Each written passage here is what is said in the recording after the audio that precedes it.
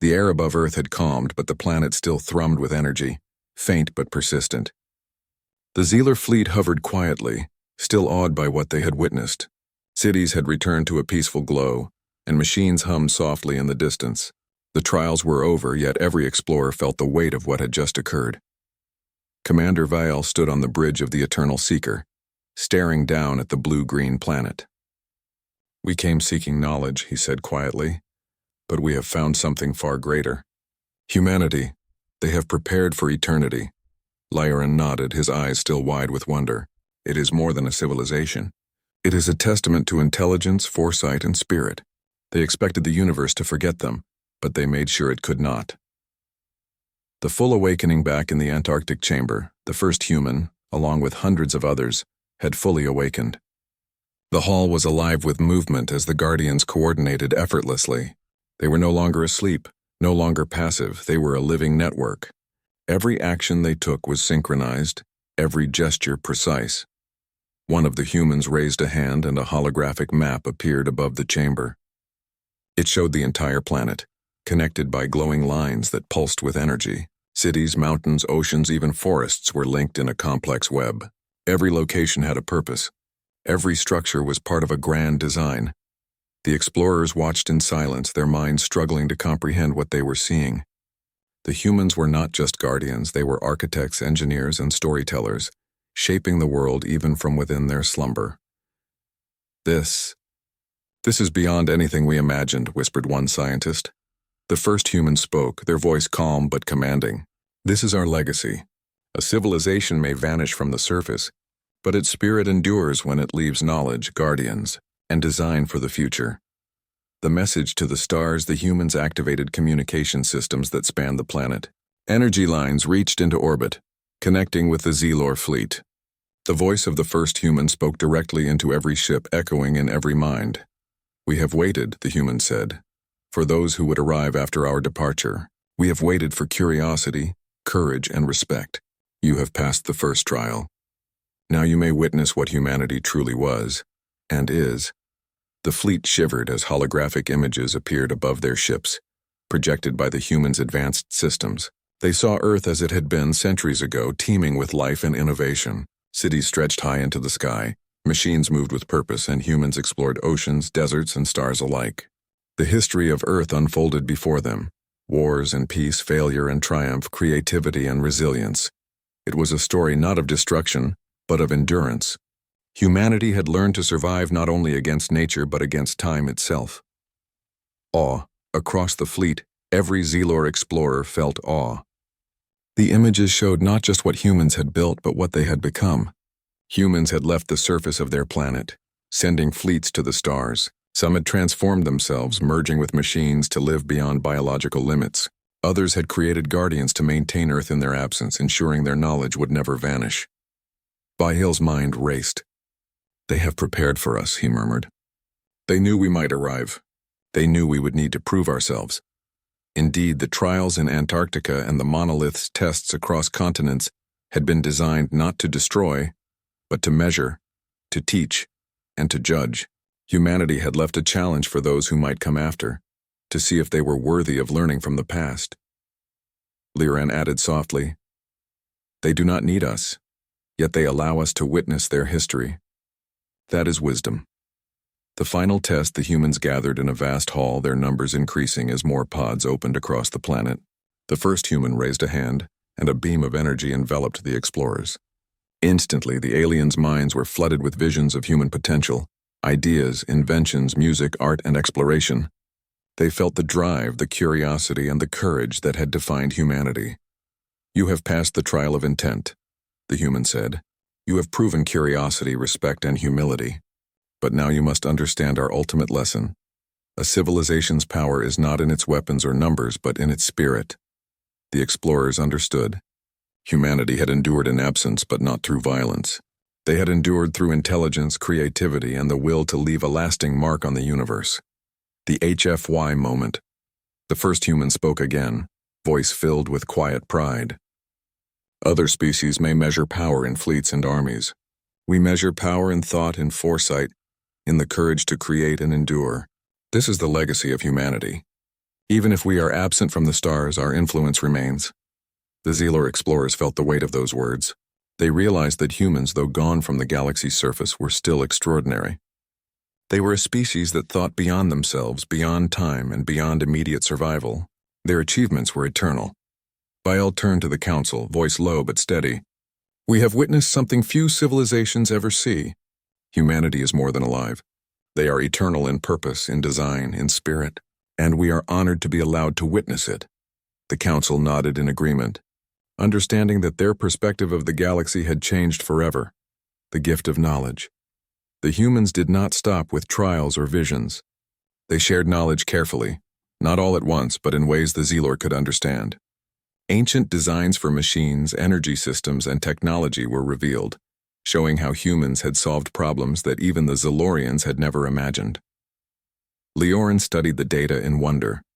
This knowledge, it could advance our civilization by centuries, but it is not just technology. It is philosophy, planning, ethics, and vision. Humanity thought of everything, long before we arrived. The Zealer fleet realized that the humans' greatest gift was not raw power, but understanding.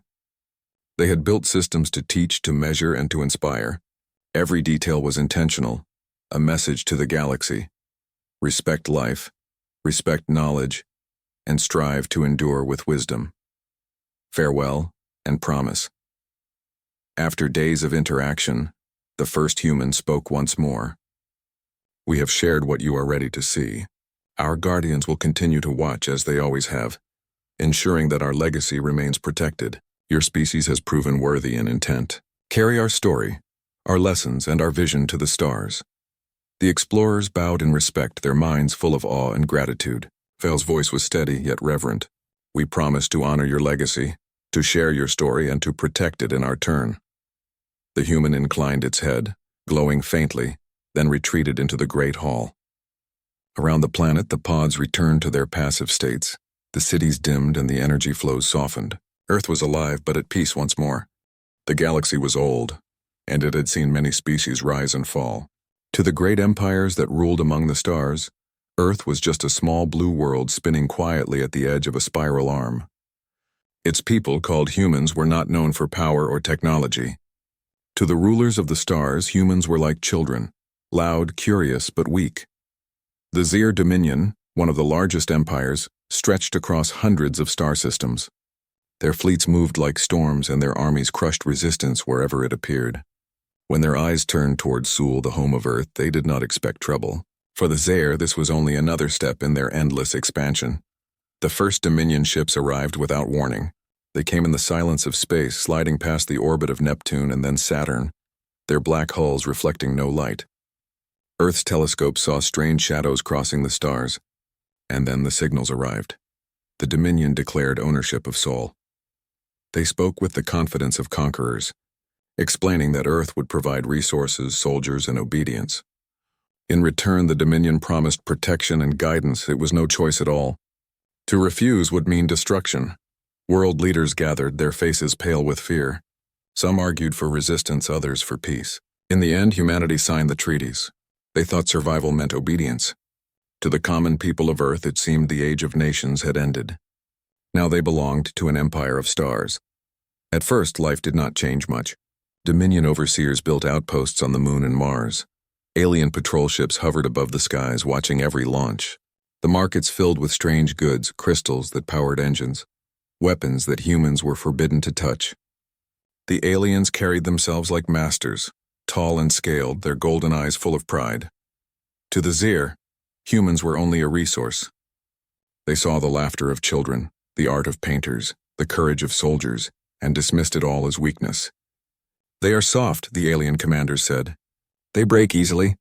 They will serve. But deep inside humanity's heart, something stirred. Beneath the deserts of Nevada, in bunkers long forgotten, men and women worked on secret projects. Old military bases once closed came alive with hidden lights. Engineers studied alien machines, taking them apart piece by piece. Scientists whispered of new discoveries, new power. Soldiers trained in silence, their steps heavy against the steel floors of underground chambers. On the surface, Earth looked quiet. People went to work, families lived their lives, and nations obeyed the Dominion. But below, resistance grew like a seed hidden in the soil. The Dominion noticed little things. A missing patrol ship here, a malfunction in their scanners there. They blamed errors, not sabotage. They did not believe humans could outthink them. They laughed at the idea, but some among the Zaire began to wonder. They remembered old reports.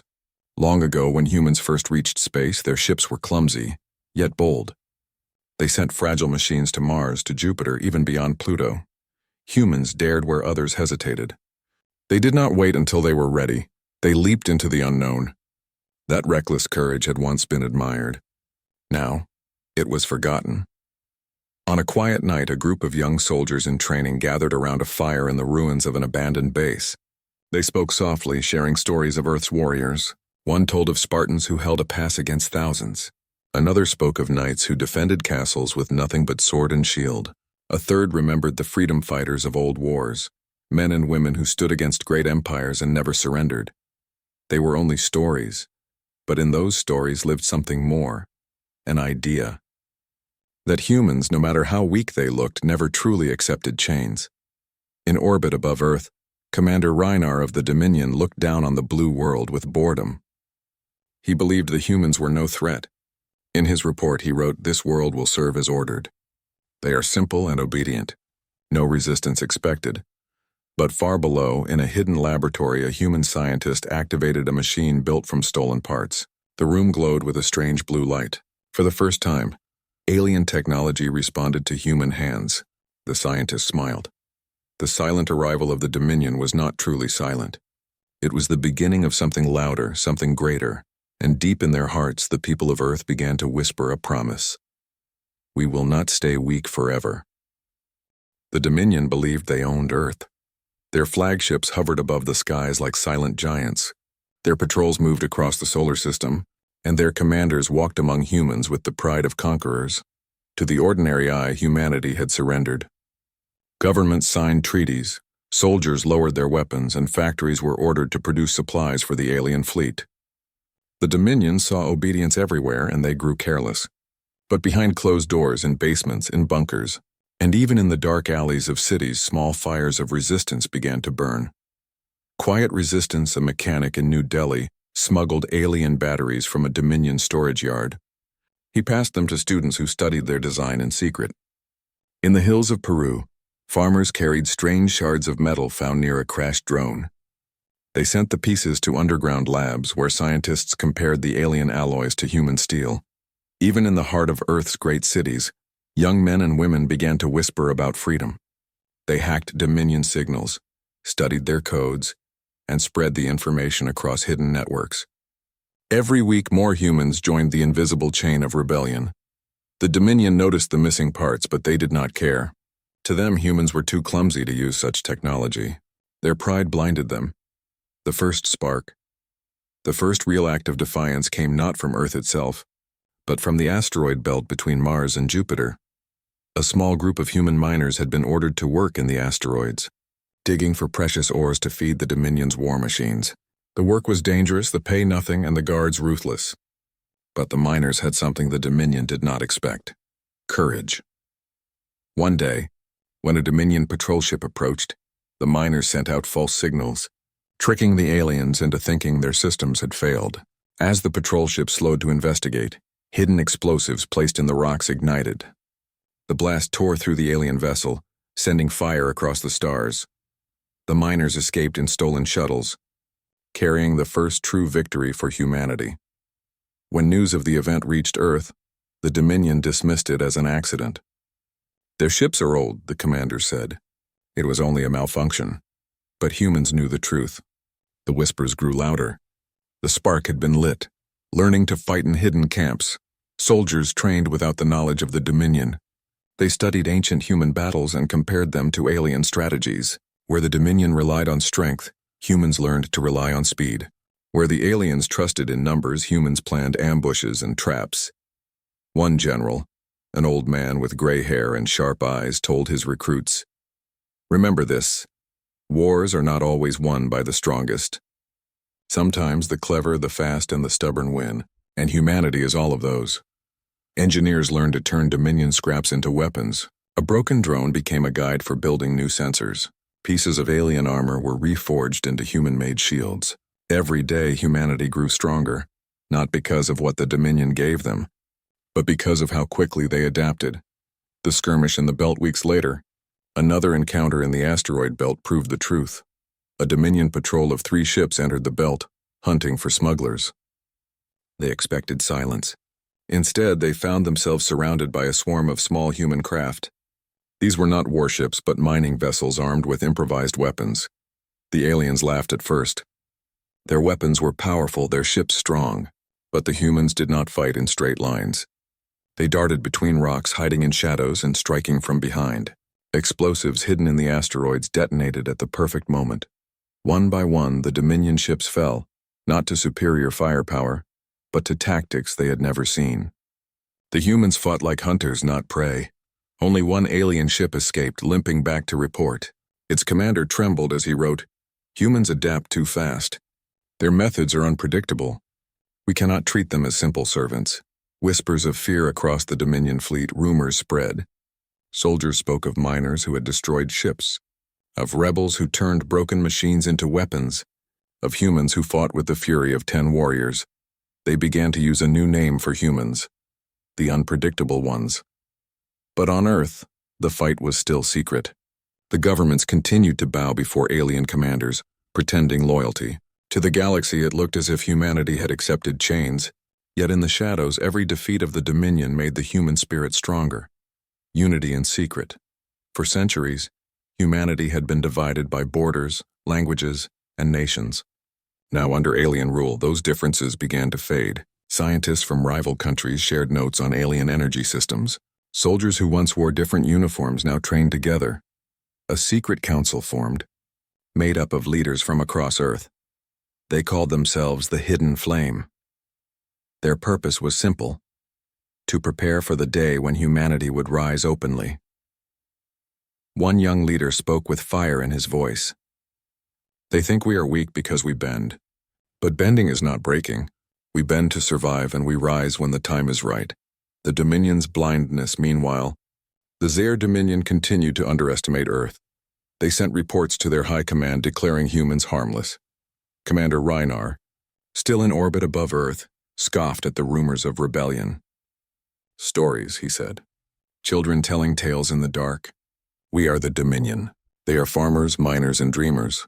Nothing more, but far away, in hidden valleys, deserts, and mountains, humans sharpened their blades, loaded their weapons, and studied the skies.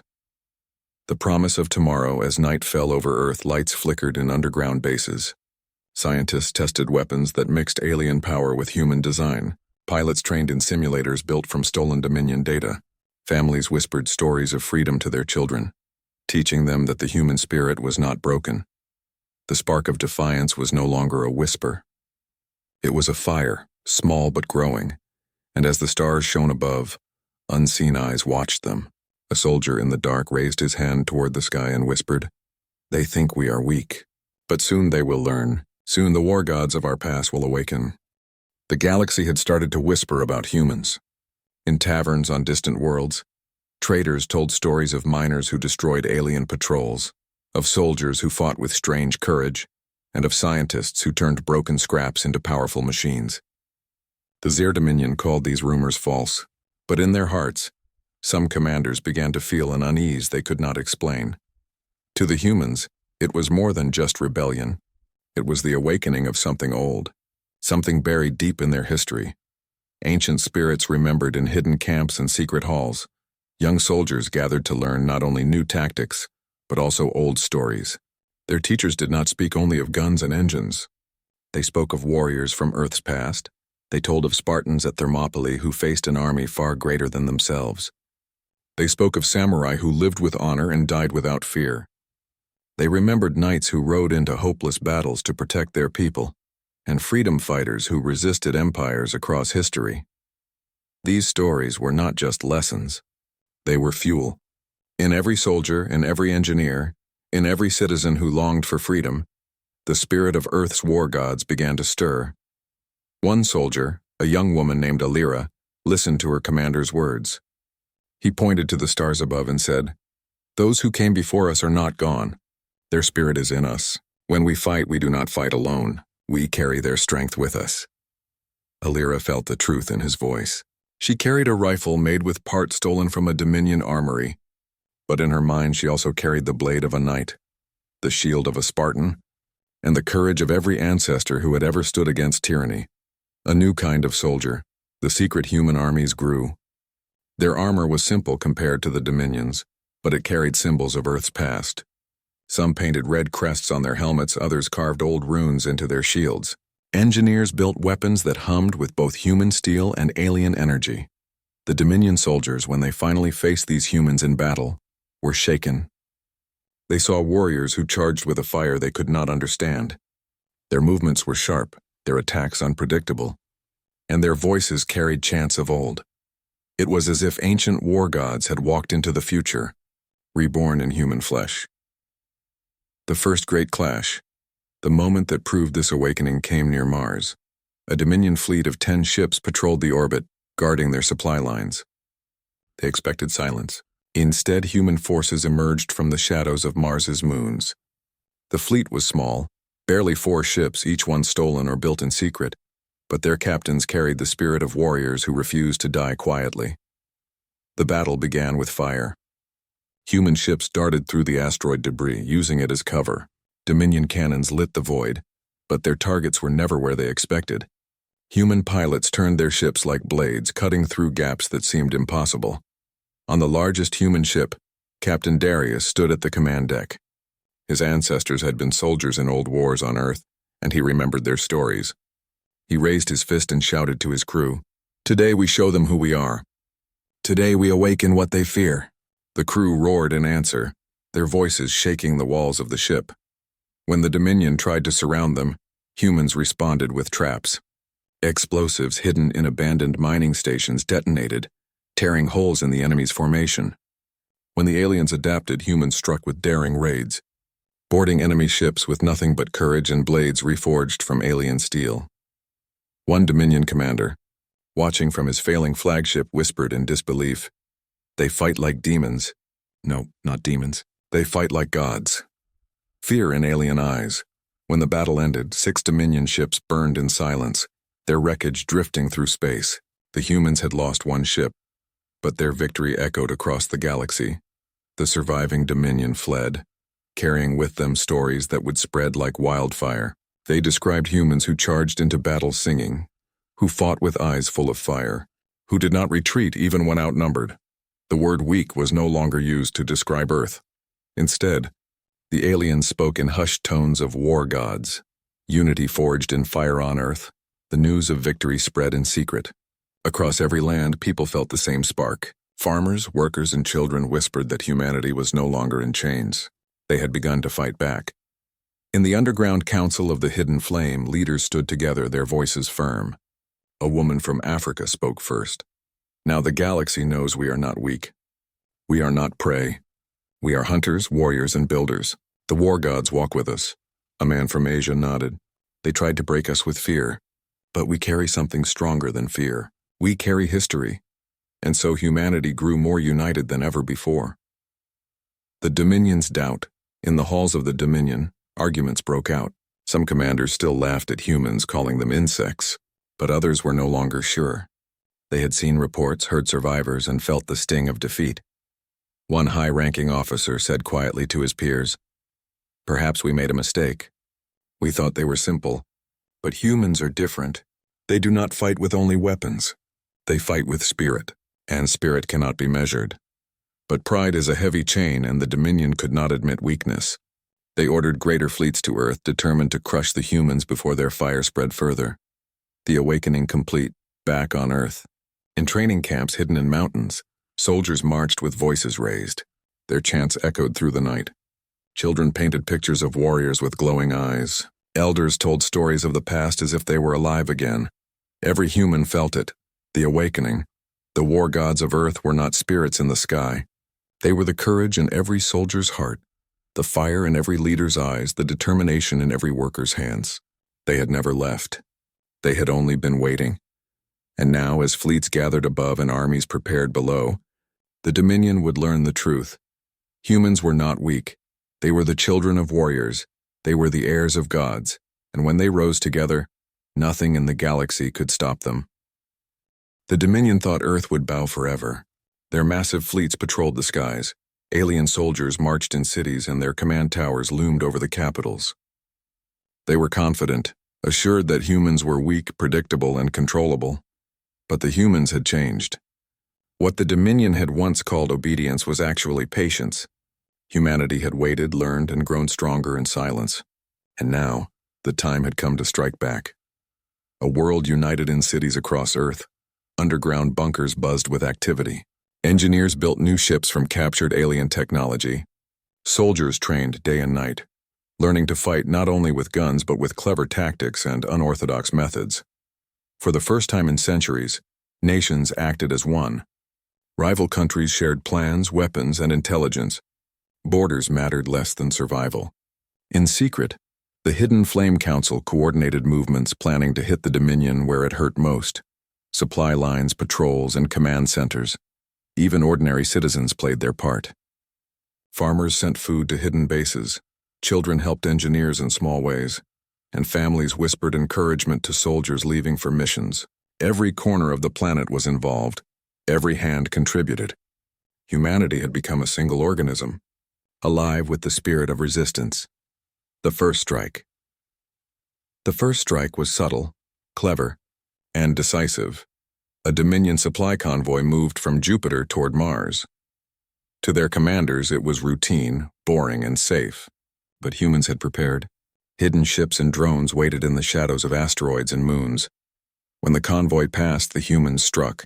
Small explosions opened gaps in the convoy, forcing alien ships to scatter. Human pilots attacked with speed and coordination, exploiting the smallest weaknesses. One by one, the supply ships were disabled. Human forces captured several alien vessels and brought them back to Earth's orbit for study. This was the first proof to the galaxy that humanity could not only fight, they could win. Unpredictable tactics, the Dominion's mistake was predictable thinking. Their strategies relied on brute strength and overwhelming numbers. They underestimated how humans could turn environments into weapons. On Earth, humans used mountains, forests, oceans, and deserts as battlefields. In the Himalayas, snipers waited in hidden caves, striking at patrols far below. In the Amazon, rebels planted traps that slowed enemy convoys.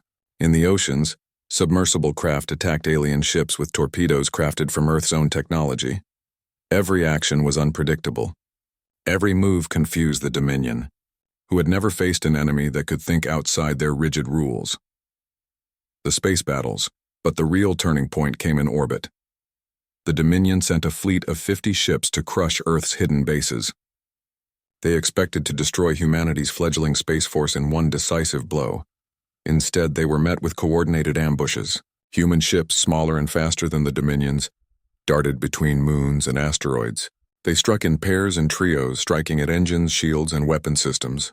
Explosives hidden in asteroid belts detonated at precisely the right moments, tearing gaps in the enemy's formation.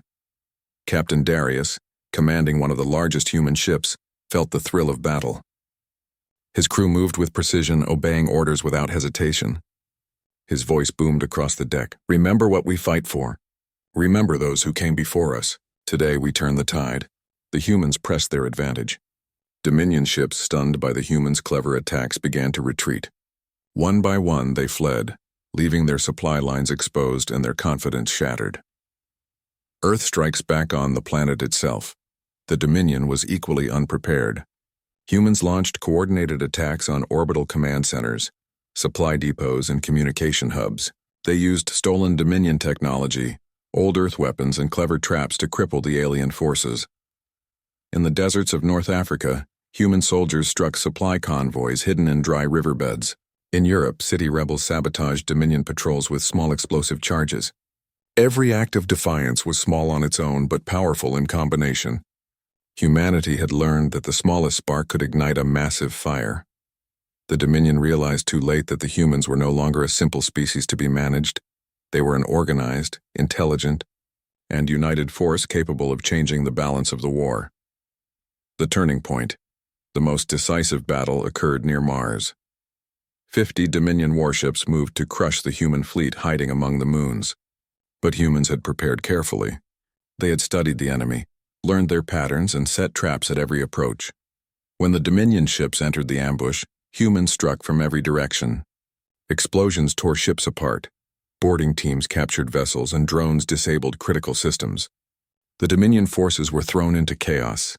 The human fleet was smaller, yes, but every move was coordinated, every strike precise. Human ingenuity and courage turned what could have been a disaster into a triumph. When the smoke cleared, 20 Dominion ships had been destroyed, 10 captured, and the rest forced to retreat. Humanity had won the day, and the Dominion could no longer ignore their threat. Fear among the Dominion reports from the front reached the highest Dominion commanders. Whispers of fear began to spread. The humans were not weak, not predictable, and not simple. They were clever, adaptive, and unrelenting. Some commanders admitted quietly to each other, "They fight like nothing we have seen. They are unstoppable if allowed to grow." Others refused to believe it. Pride and arrogance had been part of the Dominion for generations. They vowed to bring greater forces, but doubt had taken root. Humanity's spirit back on Earth, victory inspired more than celebration. It inspired confidence. Humans now believed in themselves not just as survivors, but as warriors. Farmers, engineers, and citizens everywhere felt a change inside. Humanity was no longer waiting to be crushed. They were rising. The Hidden Flame Council continued to plan. Their strategy was no longer just defense, it was offense. Humans would strike at key Dominion locations, liberate worlds, and show the galaxy what it meant to challenge them. In the training camps, soldiers repeated the words of their ancestors. "We are not weak. We are the children of warriors. We fight, we survive, and we rise." Preparing for the final push as fleets and armies regrouped, humans made one truth clear. The Dominion's reign would not last. Every victory, every strike, every captured ship gave them more power and more knowledge. Humans had turned the tide of the war. Even ordinary citizens felt the awakening. Teachers told children about the victories in orbit. Engineers worked tirelessly to improve weapons, and families prayed for their soldiers in secret. Every action, no matter how small, contributed to the greater fight. For the first time in history, humans were no longer the species that waited. They were the species that struck. They were no longer the prey. They were the hunters. And the Dominion would soon learn that underestimating humans had been their greatest mistake.